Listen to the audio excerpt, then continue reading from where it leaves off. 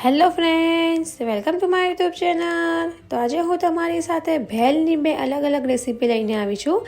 જેમાં પહેલાં આપણે મુંબઈની ફેમસ ભેલ બનાવીશું, ત્યાર પછી આપણે ગરમા ગરમ રગડા ભેલ બનાવીશું. તો ફ્રેન્ડ્સ, ભેળ તો તમે ઘણી વાર બનાવતા હશો, પણ જો આ રીતે ભેળ ક્યારેય ટ્રાય ન કરી હોય તો એકવાર જરૂરથી ટ્રાય કરજો. તો ચાલો આપણે શરૂઆત કરીએ બે અલગ અલગ રીતની ભેળ બનાવવાનું. તો સૌથી પહેલાં આપણે ગ્રીન ચટણી બનાવીશું. તો એના માટે મેં મિક્સર જારમાં ફુદીનો લીધો છે. ત્યાર પછી આપણે લીલા ફ્રેશ કોથમીર છે એ લઈશું. ત્યાર પછી અહીંયા મેં ગ્રીન મોળા મરચાં છે, લસણની કરી છે, જે સીંગ આવે છે મોરી તે લીધી છે, અને દાળિયા છે. તો આ બધી વસ્તુને આપણે મિક્સરમાં એડ કરી લઈશું. ત્યાર પછી હવે આપણે થોડું સોલ્ટ એડ કરીશું. ત્યાર પછી આપણે થોડું જીરું એડ કરીશું.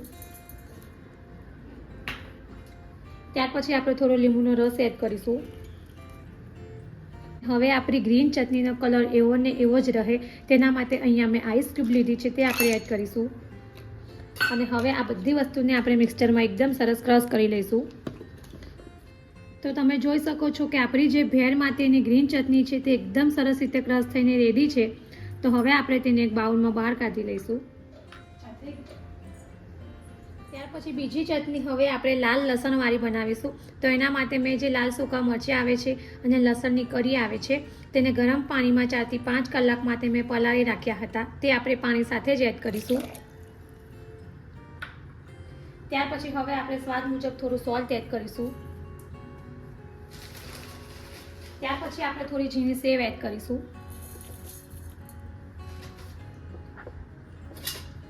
ત્યાર પછી હવે આપણે લાલ કાશ્મીરી મરચું એડ કરીશું.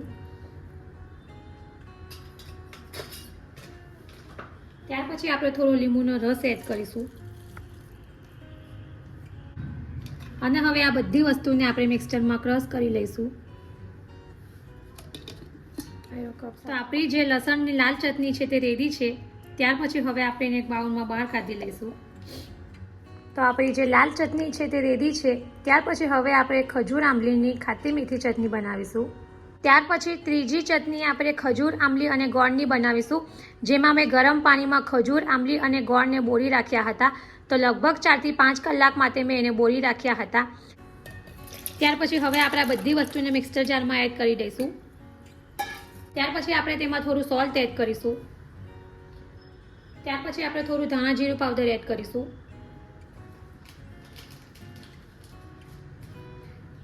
થોડો આપણે ચાટ મસાલો એડ કરીશું.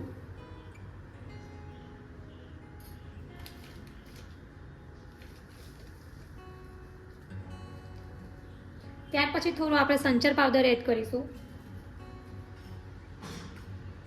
ત્યાર પછી થોડું આપણે લાલ મરચું પાવડર એડ કરીશું. અને આ બધી વસ્તુને આપણે મિક્સચરમાં ક્રશ કરી લઈશું. તો આપણી જે ખજૂર આંબલીની ચટણી છે એ બનીને રેડી છે. એને આપણે એક બાઉલમાં બહાર કાઢી લઈશું. આપણી જે ખજૂર આંબલીની ખાટી મીઠી ચટણી છે તે રેડી છે. તો તમે જોઈ શકો છો કે આપણી 3 ચટણી રેડી છે, જેમાં આપણે ગ્રીન ચટણી બનાવી છે, ત્યાર પછી આપણે ખજૂર આંબલીની ખાટી મીઠી ચટણી બનાવી છે, અને ત્રીજી આપણે લાલ લસણની ચટણી બનાવી છે. ત્યાર પછી હવે આપણે પહેલી ભેળ મુંબઈની ફેમસ ભેળ છે એ બનાવીશું. તો એના માટે મેં અત્યારે એક બાઉલ લીધું છે. ત્યાર પછી આપણે તેમાં મમરા એડ કરીશું.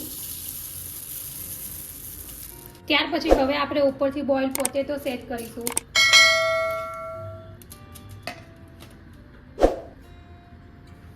ત્યાર પછી અહીંયા મેં ચણાની દાળ લીધી છે, મિક્સ ચવાણું છે, અને જે ચાટ પૂરી માટેની પૂરી આવે છે તે લીધી છે. તો આપણે આ બધી વસ્તુ એડ કરી દઈશું. અને પૂરીને આપણે આ રીતે હાથની મદદથી ક્રશ કરીને એડ કરીશું.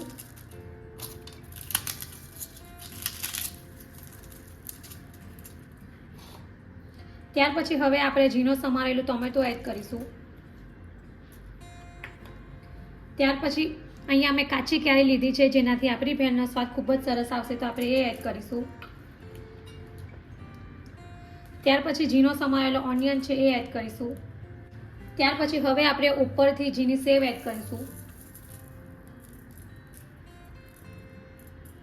ત્યાર પછી હવે આપણે સોલ્ટ એડ કરીશું.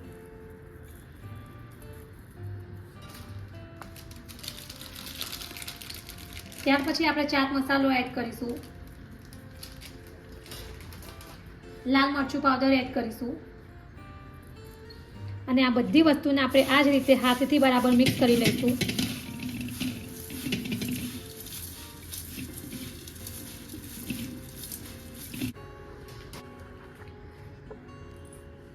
ત્યાર પછી હવે આપણે આ રીતે ખજૂર આમલીની ચટણી એડ કરીશું. આ જે ભેળ હોય છે તેમાં ખજૂર આમલીની ચટણી વધારે હોય છે. ત્યાર પછી હવે આપણે ગ્રીન ચટણી એડ કરીશું. ત્યાર પછી હવે આપણે જે આ લાલ લસણની ચટણી બનાવી છે એ એડ કરીશું. અને હવે આપણે આ બધી વસ્તુને એકદમ સરસ રીતે મિક્સ કરી લઈશું.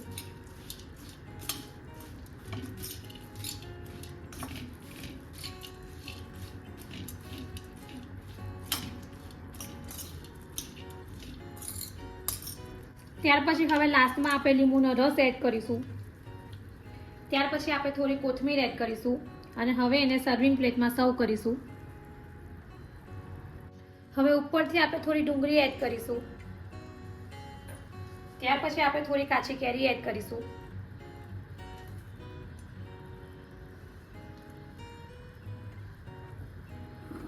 ત્યાર પછી આપણે ખજૂર આમલીની ચટણી એડ કરીશું. ત્યાર પછી હવે આપણે ઝીણી સેવ એડ કરીશું.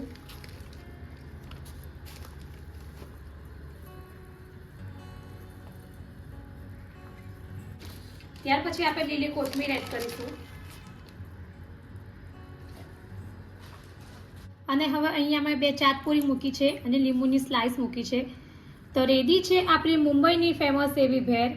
તો ફ્રેન્ડ્સ, તમે ભેળ તો ઘણીવાર બનાવતા હશો, પણ જો આ રીતે ક્યારેય ટ્રાય ન કરી હોય તો એકવાર જરૂરથી ટ્રાય કરજો.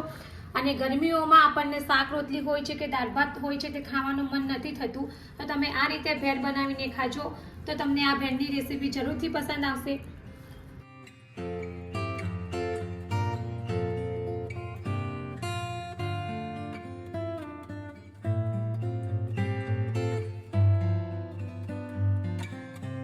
તો હવે આપણે રગડા ભેળ બનાવીશું.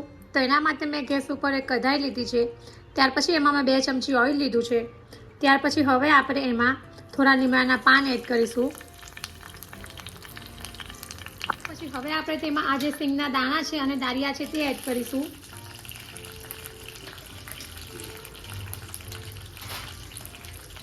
અને આ બધી વસ્તુને આપણે એકદમ સરસ રીતે મિક્સ કરી લઈશું. ત્યાર પછી હવે આપણે સોલ્ટ એડ કરીશું. ત્યાર પછી આપણે થોડી હળદર એડ કરીશું. અને હવે આપણે 1 મિનિટ જેવું થોડું શેકાવા દઈશું.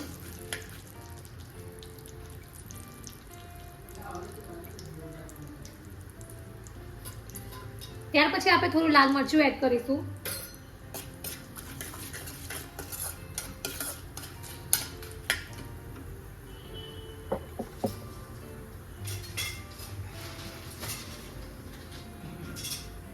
તો આપણી બધી વસ્તુ એકદમ સરસ રીતે મિક્સ થઈ ગઈ છે. ત્યાર પછી હવે અહીંયા મેં મમરા લીધા છે એ આપણે એડ કરીશું. અને આ રીતે આપણે મિક્સ કરી લઈશું.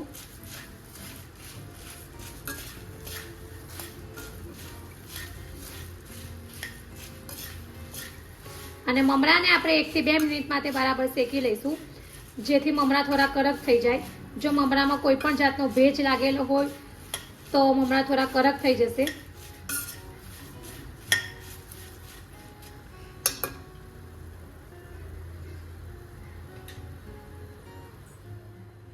તો લગભગ 2 મિનિટ પછી જોઈએ તો આપણા જે મમરા છે તે એકદમ સરસ રીતે ક્રિસ્પી થઈ ગયા છે.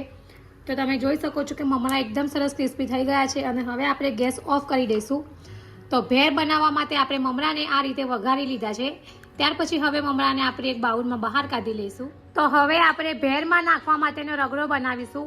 તો એના માટે મેં ગેસ ઉપર એક કઢાઈ લીધી છે. ત્યાર પછી આપણે તેમાં 2 ચમચી ઓઇલ લઈશું. ત્યાર પછી હવે આપણે તેમાં 1 ચમચી આદુ મરચાં લસણની પેસ્ટ એડ કરીશું. ત્યાર પછી હવે આપણે મસાલા એડ કરીશું, જેમાં આપણે સોલ્ટ એડ કરીશું. ત્યાર પછી આપણે ધાણા જીરું પાવડર એડ કરીશું. ત્યાર પછી હવે આપણે હળદર એડ કરીશું, લાલ મરચું એડ કરીશું. અને આ બધા મસાલાને આપણે 1 મિનિટ સુધી બરાબર શેકી લઈશું, જેથી મસાલા જે છે તે કાચા ના રહી જાય.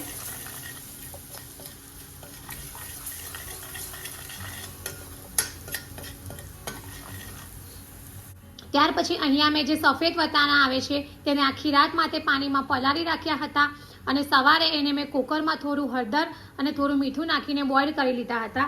તે આપણે ઉમેરીશું.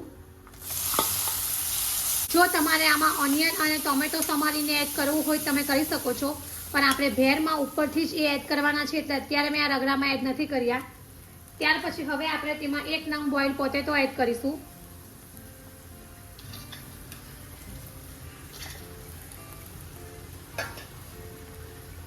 અને હવે આપણે થોડું પાણી એડ કરીશું.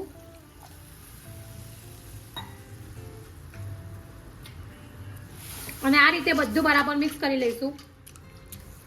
અને હવે આપણે આ રીતે મેસરથી થોડું મેશ કરી લઈશું.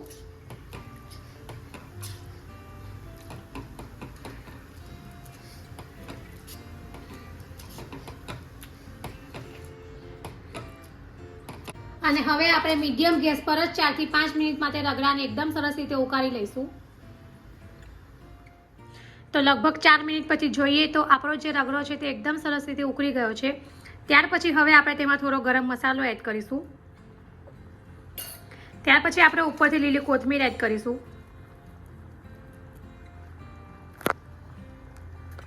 અને આ બધું બરાબર મિક્સ કરી લઈશું. તો આપણો જે રગડા ભેળ માટેનો રગડો છે એ બનીને રેડી છે. ત્યાર પછી હવે આપણે ગેસ ઓફ કરી લઈશું. હવે આ જે વઘારેલા મમરા છે એમાં આપણે થોડું ચવાણું એડ કરીશું.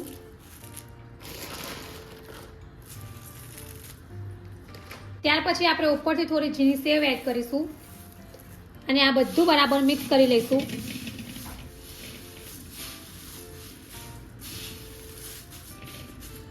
તો આ રીતે મેં બધી જ વસ્તુ બરાબર મિક્સ કરી લીધી છે. અને આપણું રગડા ભેળ બનાવવા માટેનું ભેળ મિક્સ રેડી છે. તમે આ રીતે ભેળ મિક્સ બનાવીને ડબ્બામાં સ્ટોર કરી શકો છો અને જ્યારે પણ તમારે ભેળ બનાવવી હોય ત્યારે તમે બનાવીને ખાઈ શકો છો. તો હવે આપણે રગડા ભેળને પ્લેટમાં સર્વ કરીશું. રગડા ભેળ બનાવવા માટે મેં આ રીતે જે ભેળ મિક્સ બનાવ્યું છે એને એક ડીશમાં લઈ લીધું છે. ત્યાર પછી હવે અહીંયા મેં પાણીપુરીની પૂરી લીધી છે જેને આપણે આ રીતે હાથથી થોડીક રસ કરીશું. અને પૂરી આપણે આ રીતે એડ કરીશું. ત્યાર પછી આપણે ઉપરથી થોડો ઓનિયન એડ કરીશું. ત્યાર પછી કાચી કેરી છે એ આપણે એડ કરીશું. ત્યાર પછી ટોમેટો છે એ આપણે એડ કરીશું.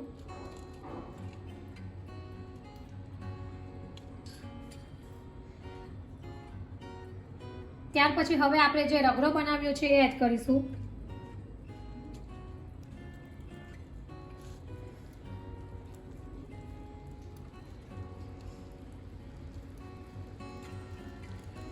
ત્યાર પછી હવે આપણે ઉપરથી ગ્રીન ચટણી એડ કરીશું. ત્યાર પછી આપણે જે ખજૂર આમલી ચટણી બનાવી છે એ એડ કરીશું.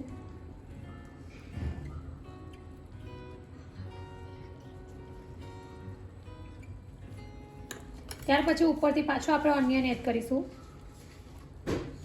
અને હવે લાસ્ટમાં આપણે થોડી ઝીણી સેવ એડ કરીશું.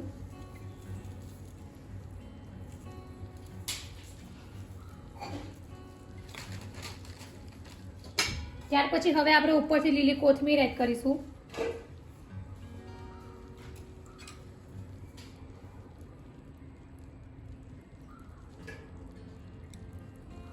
તો રેડી છે આપણી એકદમ ગરમા ગરમ અને જોતા જ ખાવાનું મન થઈ જાય તેવી રગડા ભેળ. તો ફ્રેન્ડ્સ, આ જે ભેળ છે એ રેગ્યુલર ભેળથી કંઈ અલગ છે અને એકદમ ટેસ્ટી એવી છે અને ગરમ ગરમ રગડા સાથે જ ખાવાની મજા આવે છે.